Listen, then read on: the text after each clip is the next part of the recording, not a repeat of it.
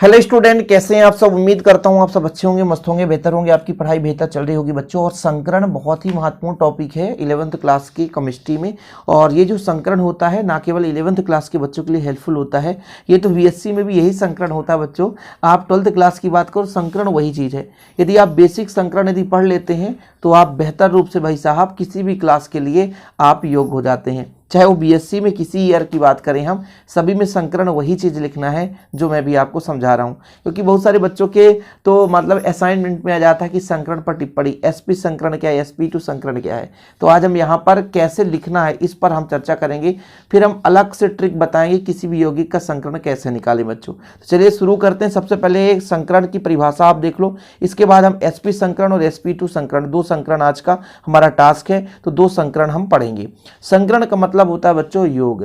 जैसे ऑर्बिटल्स होते हैं तो समान ऊर्जा के ऑर्बिटल्स आपस में क्या करते हैं, जुड़ जाते हैं, अतिव्यापित हो जाते हैं और उतने ही संख्या में उतनी ही ऊर्जा के उसी आकृति के नए ऑर्बिटल्स का निर्माण कर लेते हैं। यह प्रक्रिया संकरण कहलाती है। कुल मिलाकर के दो ऑर्बिटल्स का अतिव्यापन ही संकरण है। सिंपल है कि जब भाई समान ऊर्जा वाले मतलब ऑर्बिटल्स आपस में मिलकर के उतनी ही ऊर्जा के उसी आकृति के समान ऊर्जा के नए ऑर्बिटल्स का निर्माण करते हैं, तो ये जो प्रक्रिया है वो संकरण कहलाती है।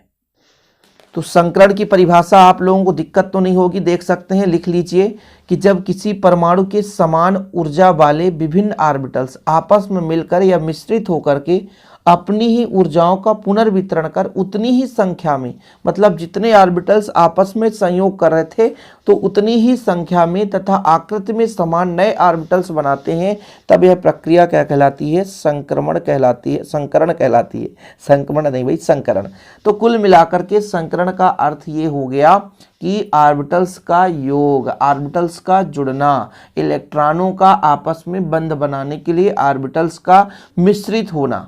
जिस ऊर्जा से वो आपस में मिश्रित होंगे उतनी ही ऊर्जा के बच्चों नए कक्षक का निर्माण करेंगे। कुल मिलाकर के दो कक्षक आपस में संयोग कर रहे हैं। जैसे मान लीजिए दो परमाणु हैं, उनके दो दो कक्षक आपस में संयोग करेंगे तो दो ही नए कक्षक का निर्माण करेंगे जिनमें ऊर्जाएं लगभग समान होगी। चीजें क्लियर है। तो लगभग समान ऊर्जा वाले जब विभिन्न कक्षक आपस में मिलकर या मिश्रित होकर उसी संख्या में उतनी ही ऊर्जा के नए कक्षक का निर्माण करते हैं तो वो हमारा संकरण कहलाता है। फॉर एग्जाम्पल बच्चों, यदि मैं कह दूं आपका H2, इसमें H2 में दो हाइड्रोजन है, दो हाइड्रोजन, परमाणु क्रमांक कितना होता है, एक। इस हाइड्रोजन का परमाणु क्रमांक भी एक।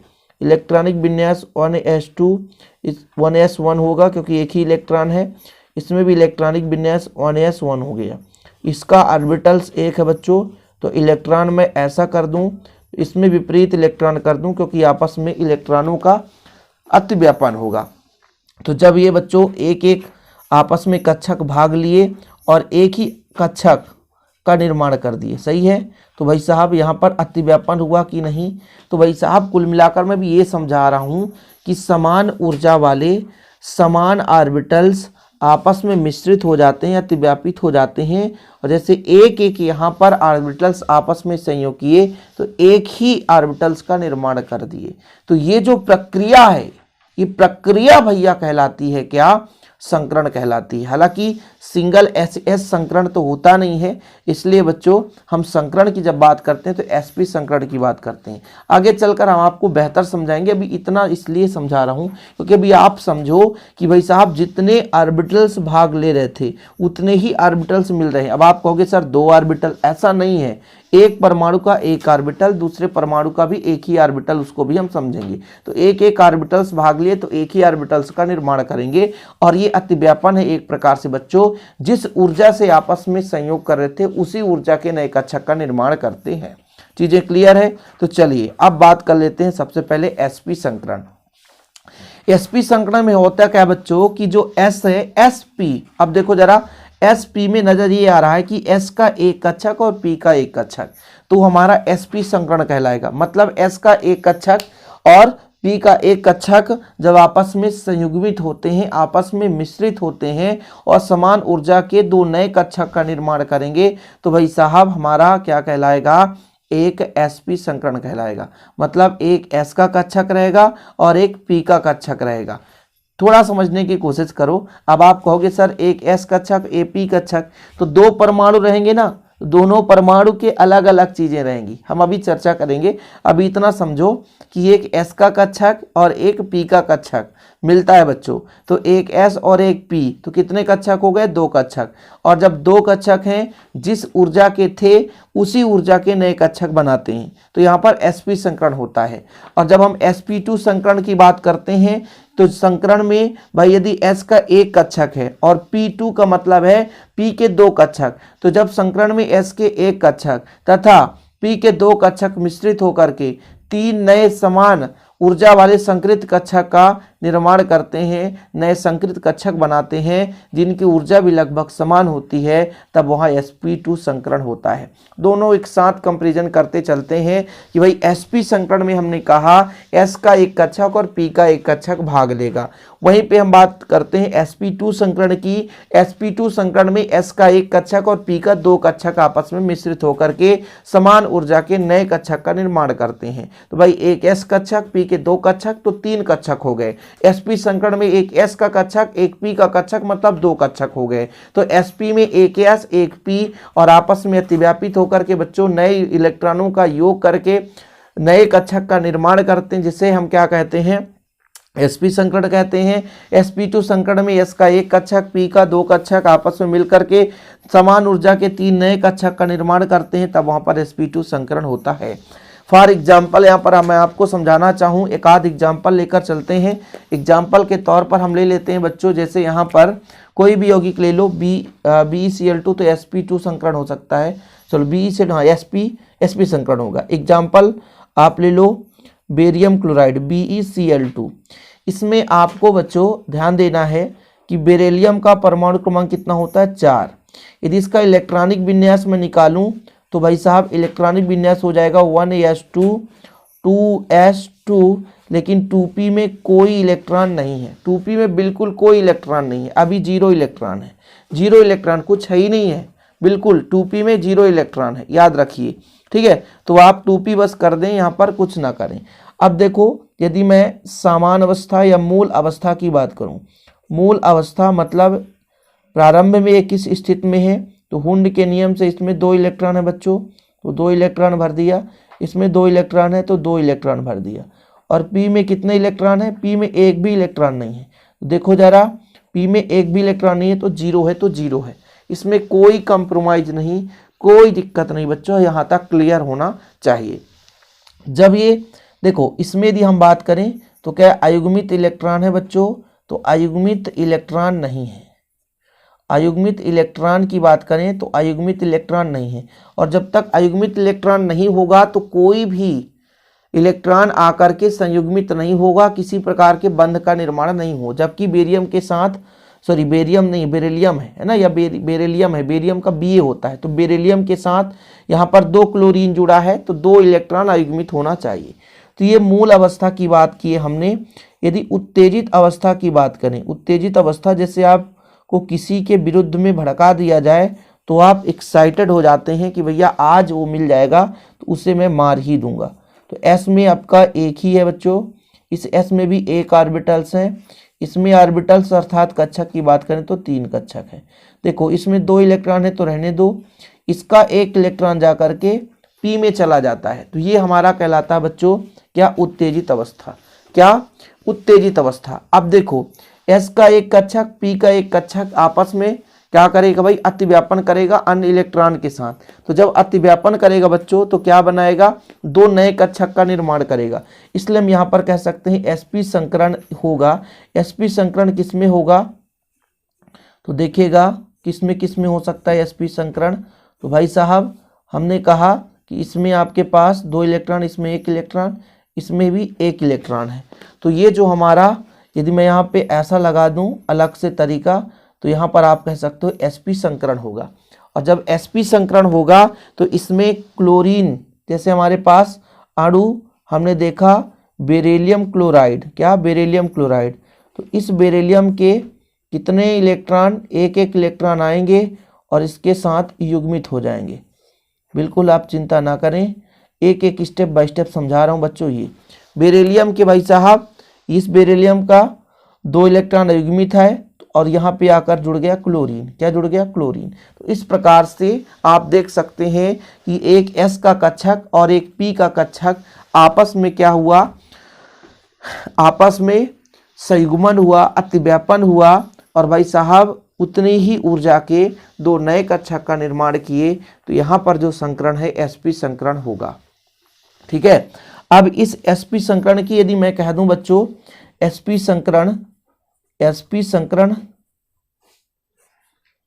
संकरण की बंध कोण, तो बंध कोण जो बनता है बच्चों इसमें 180 डिग्री का बनता है। कितना डिग्री? 180 डिग्री का बनता है। वो कैसे आप समझोगे कि भाई साहब जैसे हमारे पास बेरिलियम था, क्या था? बेरिलियम है। यहाँ पर मैं बेरिलियम की बात कर लेता हूँ। बेरिलियम का P कक्षक आपस में अतिव्यापन किया है, तो ये बेरिलियम था बच्चों। तो बेरिलियम का P कक्षक कुछ इस प्रकार से होता है। ठीक है, ये P कक्षक है। ठीक, और हमारे पास 2 क्लोरीन है, तो 2 क्लोरीन कुछ इस प्रकार से जुड़ेंगे, कुछ इस प्रकार से जुड़ेंगे बच्चों। 2 क्लोरीन, एक इधर जुड़ गया और एक इधर जुड़ गया। ठीक है, तो यहाँ पे 2 क्लोरीन है और यहाँ पर ये बेरिलियम है और यहाँ पे जो बंध कोण बना कुछ इस प्रकार से, हम यहाँ पर B दे दिए मान लो, और यहाँ पर A दे दिए और ये B दे दिए, तो इसके बीच जो कोण बना 180 डिग्री का कोण बना। कितने डिग्री का कोण बना? 180 डिग्री का कोण बना, याद रखिएगा। अब मैं आपसे कहता हूँ कि इसकी प्रकृति कितनी होती है बच्चों, तो इधर मैं आपसे थोड़ा सा शार्ट तरीके में यदि आपसे कह दूं प्रकृति, उल्टा कर दिया, प्रकृति है ना, तो आप यहाँ पर आप कह सकते हैं कि S की प्रकृति जो है वो 50% है। कितनी भाई? आधा S है, तो S की 50%, और जो P की प्रकृति है वो बच्चों वो भी आपकी 50%। ये दोनों 50% है। बंध कोण आपने देख लिया। ठीक है, 180 डिग्री। यदि मैं आपसे संरचना की बात करूं या आकृति की बात करूं, तो आकृति आपका हो जाएगा रेखीय। आकृति की बात करूं बच्चों, तो आकृति में आप लिख दोगे क्या? रेखीय। आकृति कैसी है? तो रेखीय है। तो कुछ इस प्रकार से आप एग्जाम्पल के मदद से समझ सकते हैं कि sp संकरण कैसे होता है बच्चों। अब चलिए मुद्दे की बात करते हैं। sp2 संकरण में मैंने आपको समझाया कि एक S कक्षक होगा और P के 2 कक्षक होंगे और आपस में मिश्रित होकर के 3 नए कक्षक का निर्माण करेंगे जिनकी ऊर्जाएं लगभग समान होगी, तब वहां पर sp2 संकरण होगा। sp2 संकरण में 120 डिग्री का कोण बनता है बच्चों। चलिए हम बताते हैं भाई कैसे ये sp2 संकरण होगा। कोई एग्जाम्पल ले लो जो बढ़िया सा हो। जैसे मैं बात कर लेता हूं एग्जाम्पल के तौर पर BF3। क्या? BF3। अब लेकर चलो बोरान। बोरान का परमाणु क्रमांक कितना होता है? तो 5 होता है। सही बात है। तो यदि मैं यहाँ पे बोरान लेकर चलूँ तो बोरान का परमाणु क्रमांक 5, इसका इलेक्ट्रॉनिक विन्यास तो 1s2, ठीक है, 2s2, फिर बच्चों 2p1, 5 है तो 2p1 हो जाएगा, कोई दिक्कत तो नहीं। अब इसका आप सामान्य अवस्था यानी मूल अवस्था में यदि हम बात करें तो मूल अवस्था में यहाँ पर S के पास एक कक्षक है और 2 इलेक्ट्रॉन है। इस S के पास भी एक कक्षक 2 इलेक्ट्रॉन, इसके पास 3 कक्षक हैं। ठीक है, लेकिन इलेक्ट्रॉनों की संख्या 1। जब उत्तेजित अवस्था की बात आती है बच्चों, उत्तेजित अवस्था देखिएगा, उत्तेजित अवस्था में क्या होगा? इस S में कितने ऑर्बिटल्स? एक ऑर्बिटल। S में एक ऑर्बिटल। जो P होता है बच्चों वो P में 3 ऑर्बिटल होते हैं। अब इलेक्ट्रॉन उत्तेजित अवस्था में क्या होगा? ध्यान दीजिएगा, यहाँ पे आपका एक इलेक्ट्रॉन, तो 2 इलेक्ट्रॉन रहने दो, तो यहाँ से एक इलेक्ट्रॉन निकला तो जाकर के P में चला गया। तो अब देखो कितने अयुग्मित इलेक्ट्रॉन हो गए? 3 अयुग्मित इलेक्ट्रॉन हो गए। तो S का एक कक्षक और P का 2 कक्षक आपस में क्या करेगा भाई साहब? अतिव्यापित होगा, मिश्रित होगा।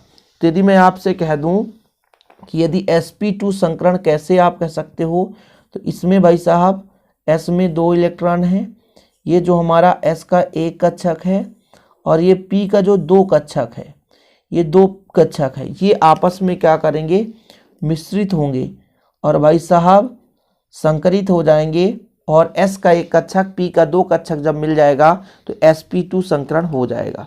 इसी को यदि हम कह दें कि BF3 अणु की बात करो जब, तो भाई साहब हमारे पास ये बोरान का है ना, ये बोरान का भाई साहब, इसमें आकर के F के इलेक्ट्रॉन संयुग्मित हो जाएंगे। ठीक है, तो इसमें कितने कितने इलेक्ट्रॉन है बच्चों, इसमें 2 इलेक्ट्रॉन है तो रहने दो, इसमें 1 इलेक्ट्रॉन, इसमें 1 इलेक्ट्रॉन, इसमें 1 इलेक्ट्रॉन। अब फ्लोरीन का 1 इलेक्ट्रॉन आएगा तो यहाँ पे 3 फ्लोरीन है। इस प्रकार से BF2 अणु का निर्माण हो जाता है। ठीक है, अब आपसे यदि कह दिया जाए कि बंध कोण बता दो भैया, बंध कोण संरचना पहले आप बना दो। संरचना देखो, यदि 1 बोरान है यहाँ पे तो फ्लोरीन कितने बच्चों, 3 फ्लोरीन है, कुछ इस प्रकार से फ्लोरीन, और फिर यहाँ पे यदि आकृति बनाओ तो कुछ इस प्रकार से बनेगा। ठीक है, ये चीज यहाँ पे जो बंध कोण बनता है बच्चों, यहाँ पे जो बंध कोण बनता है 120 डिग्री बन जाता है। बंध कोण कैसा बनता है, 120 डिग्री। इसलिए तो बोला जाता है कि बंध कोण जो बना, ये तो संरचना बन गया। यहाँ पे मैं आपसे कह दूं बंध कोण, तो बंध कोण कैसा बना बच्चों, 120 डिग्री बनता है। कितना बनता है, 120 डिग्री बंध कोण का निर्माण होता है। इसके बाद हम बात कर लेते हैं आकृति की। तो आकृति कैसे बनी है, ये हमारे पास आकृति एक प्रकार से त्रिकोणीय समतली है। कैसा बच्चों, त्रिकोणीय समतली। याद रखिएगा sp2 संकरण में आकृति कैसे बनती है, तो त्रिकोणीय समतलीय आकृति बनती है। क्या बच्चों, त्रिकोणीय समतली। कैसे, त्रिकोणीय समतलीय आकृति बन गया है। चीजें क्लियर है। अब मैं यहाँ पर और एक चीज कहूंगा, प्रकृति बताओ। तो प्रकृति आप बता दो, S का 1 और P का 2, मतलब 100% में बांटो तो S की जो प्रकृति होगी 100 में कितना हो जाएगा बच्चों, 30 तिहाई, 1 तिहाई होगा। ठीक है, क्योंकि 3 भाग हैं, 1 S 2 P, तो 3 भाग में तो तिहाई भाग हो जाएगा। P की जो प्रकृति है वो दुगनी हो जाएगी, P 2 है इसलिए 66 हो जाएगा, 66.67%, ये लगभग इतना हो जाएगा। तो ये इसकी प्रकृति हो गई। समझ में आ गया भैया कि किस प्रकार से संकरण लिखना है यदि sp और sp2 संकरण आ गया तो। उम्मीद करता हूं कि आप लोगों को समझ में आ गया होगा। टाइम तो लगता है भाई कोई भी लेक्चर को समझने के लिए। तो ये आज के दोनों संकरण आप पढ़ लेना। अगले वीडियो में हम 2 संकरण और करा देंगे। उम्मीद करता हूं आज का ये वीडियो पसंद आया होगा। पसंद आए तो लाइक करके जरूर शेयर करें। मिलते हैं इसी प्रकार अगले वीडियो के साथ। जय हिंद, वंदे मातरम।